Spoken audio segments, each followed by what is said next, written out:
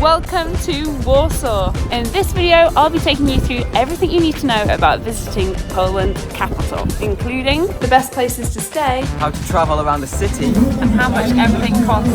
Thank you. But first, let's bring it back here to the desk to booking the flights. The great news is that you can fly direct to Warsaw from all of these different UK airports, and normally for really cheap. I've just had a quick look and there are 2-night getaways from both Manchester and Nottingham for under £30, and there's even this weekend getaway from London for just £36. For our trip, we flew from Luton Airport, which, by the way, has had a bit of a facelift. It's looking very nice. We flew with Wizz Air and our flights cost us £87.50 each, which I find a bit disgusting, but it was the run up to Christmas and I did book it quite last minute. Our flight took 2 hours and 20 minutes to get into Warsaw Chopin Airport. That's the main airport in the city. It's where EasyJet, Norwegian, British Airways, Wizz Air and Polish Lot Airlines fly into. There is a second airport called Warsaw Modlin, which is where Ryanair fly into. That is probably where you're finding those cheap flights too. It is a bit further out, it's still totally doable. There's a regular bus service that takes about an hour to get into the city, but it only costs you £2, so it's an absolute bargain. If you're feeling a little bit bougie, there are Ubers, but at this price, that's more than 10 times the price of the bus, and you're on the same roads and the same traffic. I say just get the bus. There are a lot more options of getting out of the airport from Chopin Airport, namely the train. When you get out of departures, turn right, look up, there's a sign, follow the green line, and it will take you to the train station. It's about a 5 to 7 minute walk, but you're on the lookout for a red machine that looks like this. That's where you can buy your tickets. Now, the tickets can get a bit confusing, so stay with me here. There are time tickets, so there's a 20-minute one, a 75-minute one, and a 90-minute one. Zone 1.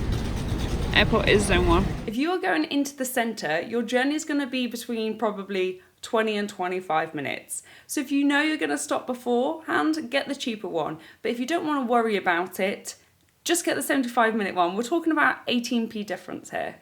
There are also day passes. just over £5. And weekend passes. The weekend pass, for instance, costs less than a £5. I think that's a really, really good deal. To get to the trains, you turn left, you go down that corridor, and you're on the platform. What you need to know here is the red ones correlate to the red machines, and there's S2 and S3 that both get you into the city centre. They do have slightly different stops though, so make sure you check that when you're on board. However, there is another train which is like white and green, which correlates to the white and green machine. That also goes central, but buy your ticket still from the red machine. They work, and for some reason, their green and white machine is more expensive.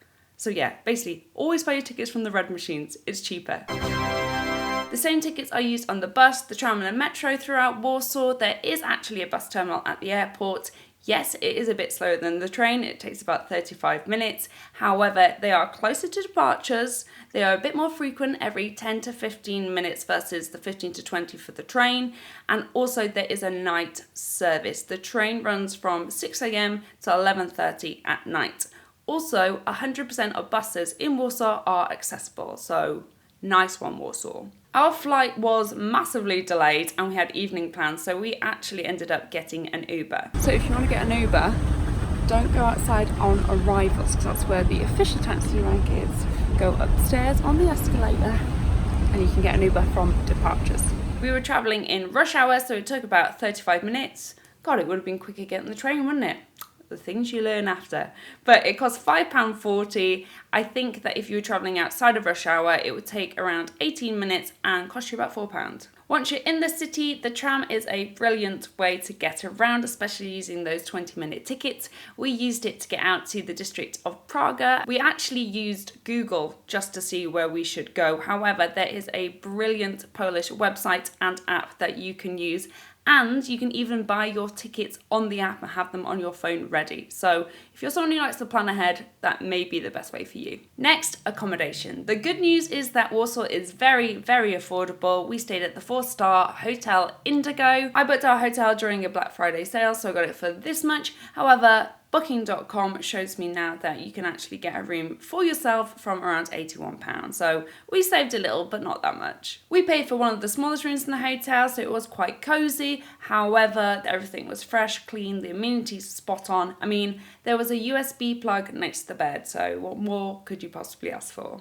The hotel also has accessible rooms and parking if that affects your choice at all. Now, there are definitely cheaper hotels that you can stay in, and for this, I'm going to jump onto Trivago. I'm going to pop in the dates that I found for that cheap London flight, and I'm also going to put in at least 3 stars and a good guest rating. Because even if it's cheap, I like to enjoy the place that I'm staying in. As you can see, there are plenty of options, £61, £71. Ooh, the Intercontinental. It has a swimming pool right at the top of the building, so you can see views across the whole of Warsaw. God, they're actually really good prices for that weekend. Everybody should get on it. If you're looking for something a bit cheaper, the Novotel here is still super central and £47 a night, and you're still getting a good hotel. I also want to show you this one here. It's the Hotel Bristol. It's £119 a night, which is a lot, but bear with me, because it is arguably the best hotel in Warsaw, and it would be a perfect place for a luxury stay. Because if you think about other European capital cities, you can expect to pay triple that price to stay in the best hotel. If you're on a tight budget, definitely look at Airbnb. There are plenty of apartments for under £35 a night, and you are still getting something that's really nice, that won't ruin your trip. When it comes to areas to stay in, the Old Town is the more touristy area, so expect to pay a little bit more there. We actually stayed in this area, which had a load of bars, had a really cool scene, lots of young people. I really liked it there, and it was close to transport links. I can't pretend to know every area of Warsaw. However, this article from Culture Trip I found really interesting, so I'll link that down below. Food and drink. Warsaw is the capital of Poland. Therefore, yes, you can eat Polish food, but yes, you can have pizza if you want. There are so many different options. When it comes to traditional, I'd heard great things about this place, but unfortunately, the plan didn't work out for us. Fully booked tonight. I did actually email a week in advance to reserve. They never got back to me. I just thought it'd be okay. So we ended up in a beautiful wine restaurant that was serving modern Polish cuisine. It felt like such a treat, but you can absolutely go and eat for a lot cheaper. I actually cover everywhere we ate and how much it cost in my latest Warsaw video, so I'll pop a link up here and both down there. But special mentions definitely go to eating brunch in a bookshop, and you have to try some Polish pierogi. They're like dumplings with stew and meat inside, and they're so delicious. Fine. They are actually Georgian pierogi. I got told that several times after I posted my video, but I have had Polish ones before and they are absolutely delicious. Something we didn't do whilst we were in Warsaw, but I have done in other Polish cities, is go to a milk bar. Now these are like old school canteens. In the communist era, they kind of were a canteen for workers that didn't have somewhere to eat their lunch, and you can get super cheap meals. They may be amazing, they may be not so amazing, but the experience is definitely worth it. In general, when it comes to food and drink, I always say just follow your nose. Yes, do your research before you go, but when you get to the city, put away your phone. Don't worry so much about those ratings, because the best food discoveries are just that, the ones that you discover for yourself and then can recommend on. Things to do. Now, Warsaw is a city that is steeped with history, particularly World War history. And so there are so many museums that you can choose from. We went to the Neon Museum, which was not only good for the old Instagram, but we learned a lot about the Cold War as well. Warsaw is also famous for the pianist Frédéric Chopin, and there are several different recitals throughout the day. We went to one, we got free wine, we got free cake, and it was absolutely amazing.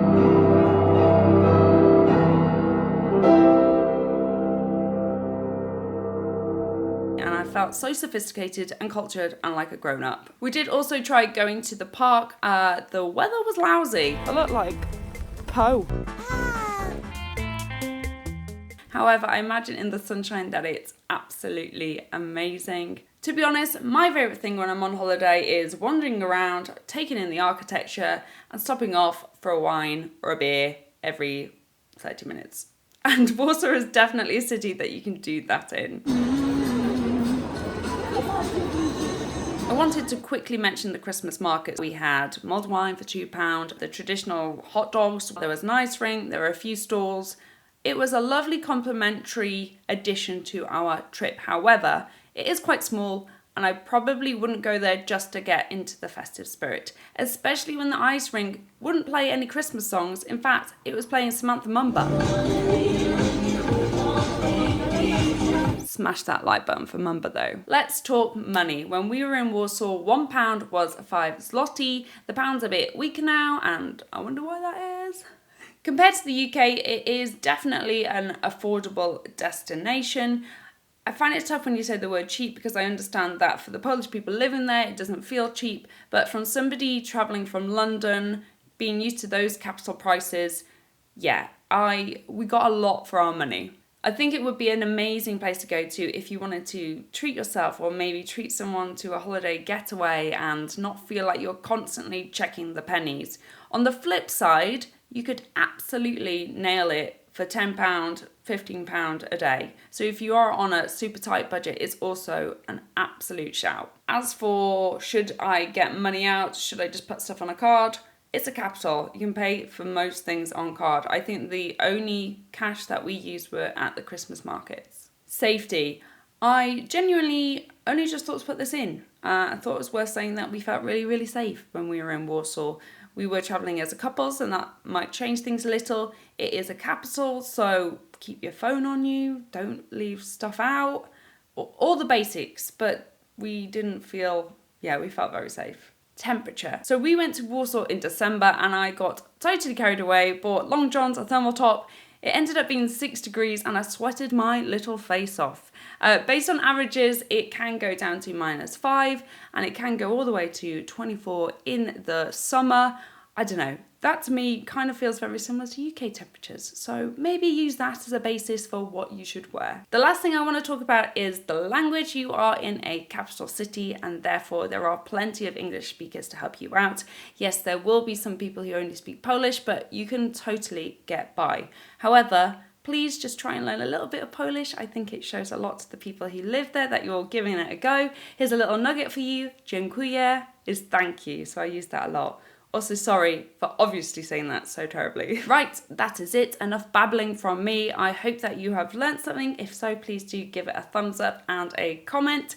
And to see us out, probably the worst miming you will ever see in your life. If you like this video, click subscribe. Coming up, there'll be more city guides and vlogs.